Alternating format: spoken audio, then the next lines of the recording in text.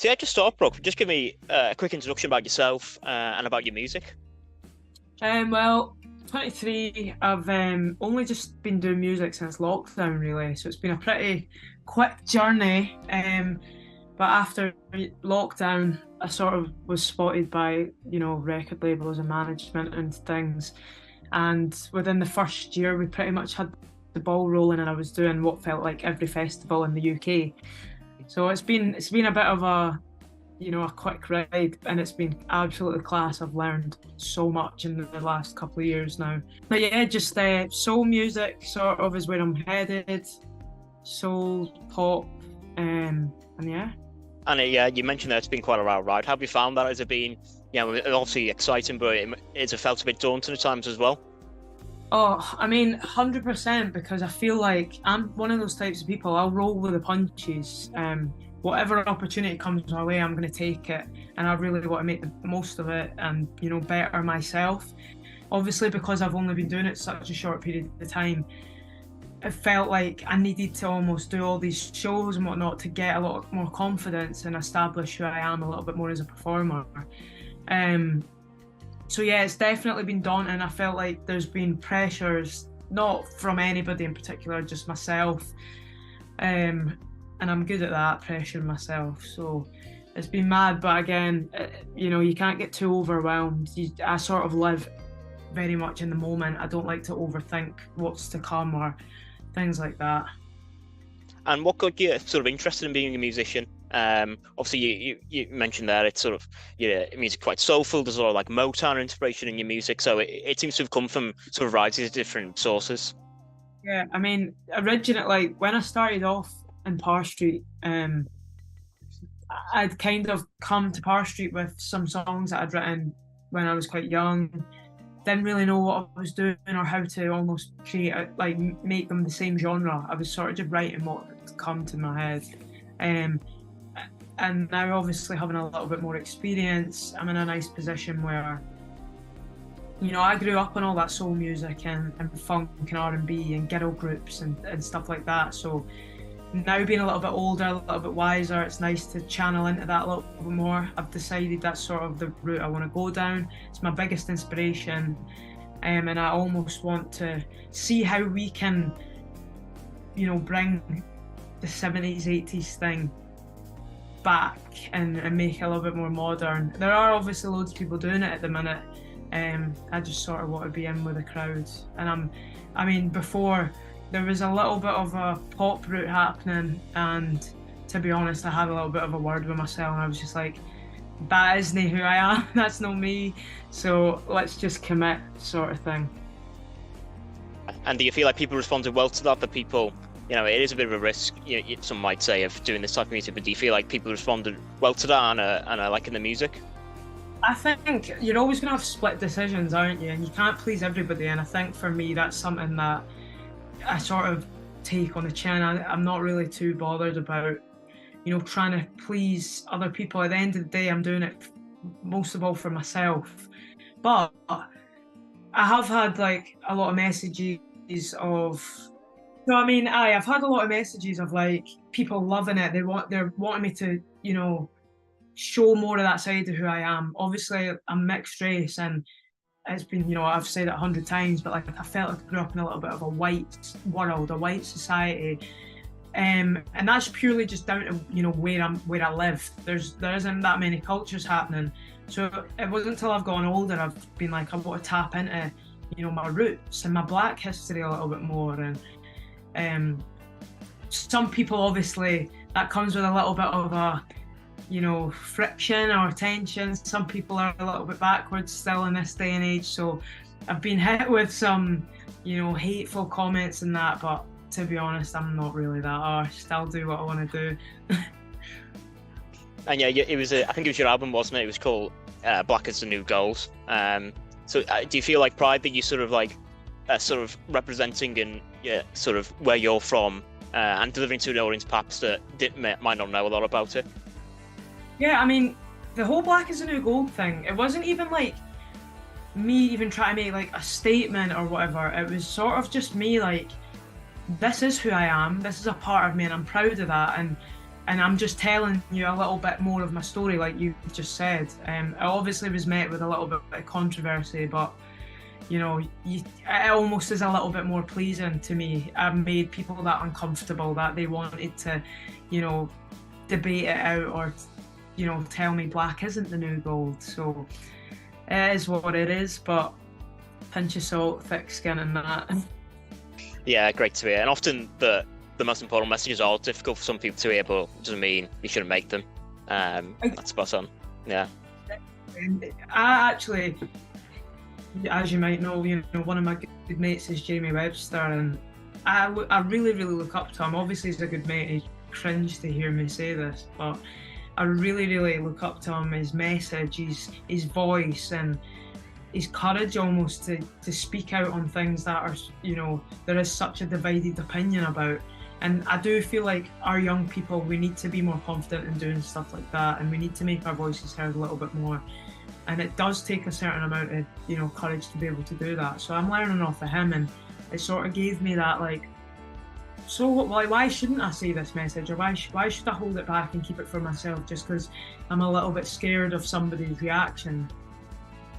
Yeah, I was going to come on to Jamie because that's when I first got to know you, when you did a cover with him of This Must Be the Place.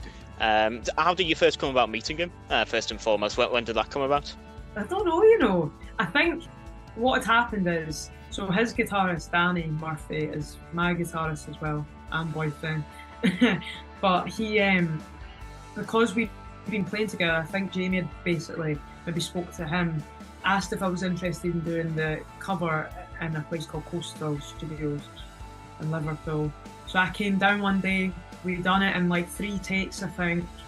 And then after that, he was, kind enough to invite me up on stage whenever I was around to do the song with him. And to be honest, playing to his crowds, I mean, they're rowdy, they're energetic, but it also probably boosted my confidence more than I even realised. And that speaks, volumes for the people in Liverpool as well. They've sort of got behind me from that point on. So, yeah. Yeah, so you performed in the arenas in with Jamie, or you came on with Jamie, and then you had your own set at the on the waterfront, sort of earlier this summer. Tell me about those experiences. How did it feel to sort of be up on stage and being like in such like iconic Liverpool locations with, as you said, a crowd that knew a bit about you and was dead keen to sort of listen to more of your music?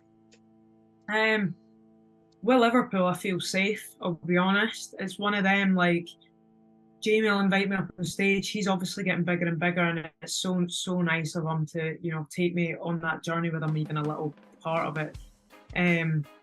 So getting up there, you'd think getting up in the arena, it's like 10 or 11,000 people. It'd be a pretty scary thing to do, but like I just said, it's down to the people in Liverpool. They make me feel safe. They make me feel like I can come out there, do my thing, and the support, I feel it. I feel it from them. I feel the love. I see how excited they all get when we do that song together as well. So, it's got a very special place in my heart for sure. And do you think you match well with Liverpool because, like you said, you're from like a working class background and you're not afraid to sort of speak out on against injustice? Do you feel like that matches well with what Jamie offers and what sort of Liverpool crowd sort of offer and believe in as well? 100%. I feel like Scots and Scousers are like that. We've just got this special sort of bond connection. We all, like you say, the working class thing is a massive part of that. I feel like a bit like Liverpool feels left out in its own situation. I feel like Scotland feels a bit the same. We feel like our voices aren't heard at times and we are overpowered a lot of the time. So that's probably, and I feel like, the banter is very similar. Like 70 to 80% of like Scottish humour is just us ripping into each other. And I feel like Scousers are very much the same. So, even from my early on visits to Liverpool, I decided very quickly that I'd be coming back all the time. And literally since, lockdown, since those days in Parr Street, I have been there almost every other week. So yes, it's obviously, there's something drawing me back. That's great to hear. But yeah, on your own career as well, like you said, you only sort of really took off during lockdown. How do you sort of look back on your progress? Obviously, you probably wanted to be a musician for a long time, but there may have been difficulties along the way. How do you look at yourself now compared to just a few years ago, maybe before lockdown, when maybe a career in music wasn't so much on the horizon? Well, so basically in lockdown, I was studying music, so I got my degree in popular music, and so it has always been music. Yeah, it was sort of that time in life where not much was happening.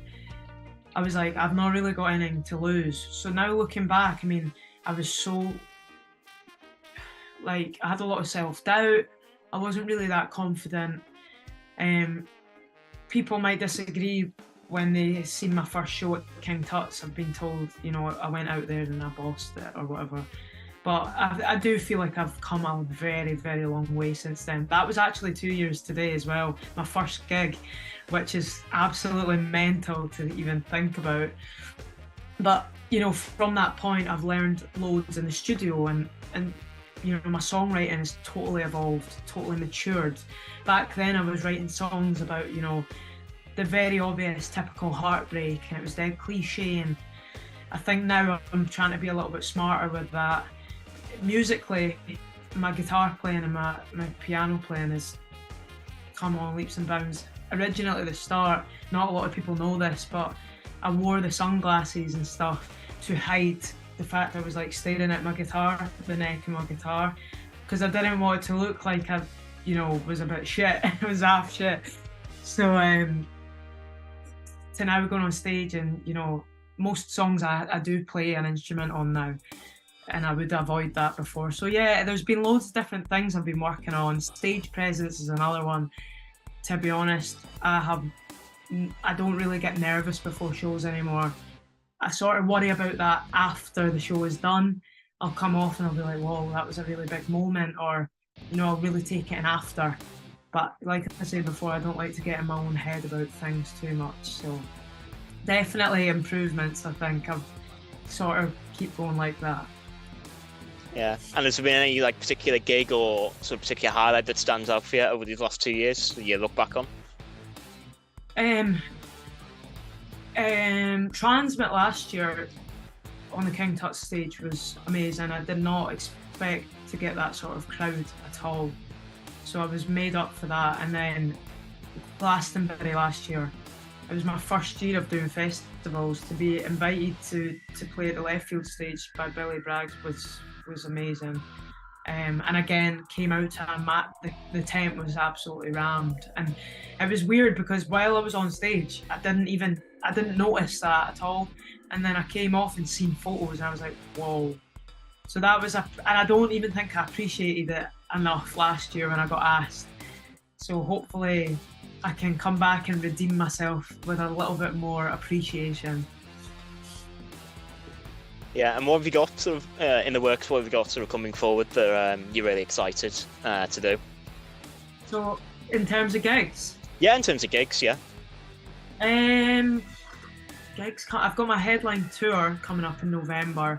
It's probably the capacities are starting to get a little bit bigger, so I'm sort of excited to, have the set list be a little bit longer. Really, really hone in on the songs, because that's my thing. I've been told, like, when you come and watch a show, it's no different from what you've heard on Spotify, and I pride myself with that. I really work hard on the live aspect of things and making the sound big, so I'm buzzing for that. And obviously working on this album, my first real body of work that I'm absolutely buzzing about. The songs are pretty much just flowing out of me at this point, so I'm writing as much as I can over the next few months, but apart from that, yeah, I'm pretty low key. Yeah, well, you seem to be doing pretty well for being so low key, I have to say. Yeah, is there anything else you'd like to talk about that we haven't already discussed so far? Nah, I think that's it. Our album, that's sort of all that's happening. Yeah. To be honest, but yeah. It's great to hear. And finally, are there any more collabs with Jamie planned, or Will it just be, you supporting him in shows or whatever? I mean, who knows? I'd love to do, something with him if he'd be up for it, which he probably would. So, I don't know, I'm focusing a lot on social media and content at the minute, so it'd be quite nice to maybe have him appear on something, or, I'm dying for somebody to get me on a podcast as well. Like, I love podcasts at the minute, so it'd be good to just even do something like that. Both of us being in a podcast, or I don't know, anything really. Yeah, I love a good podcast too. Yeah, that'd be great. So you and Jamie talking about your music and all that'd be great, wouldn't it? To hear. Yeah. The lad can chat. Oh, I know that. I've listened to him podcasts for like 2-hour-long podcasts, chatting. All good stuff, but yeah. Aye, with plenty to talk about, no doubt. Yeah, fantastic. Yeah, that's about all for me, Brooke. Yeah, thanks so much for speaking to me. Yeah, like I said, I've followed you for a while now. Absolutely terrific to see you doing so well. Nice. Yeah, I was at the arena and the Pierheads when you came on, so yeah, it's great to see. Thanks, man. I'll be seeing you at my... Oh, I'm not doing a Liverpool gig. Come on, that. Oh, yeah, terrible. Yeah. Well, what's that about? I make them want it more. That's it. That's the top.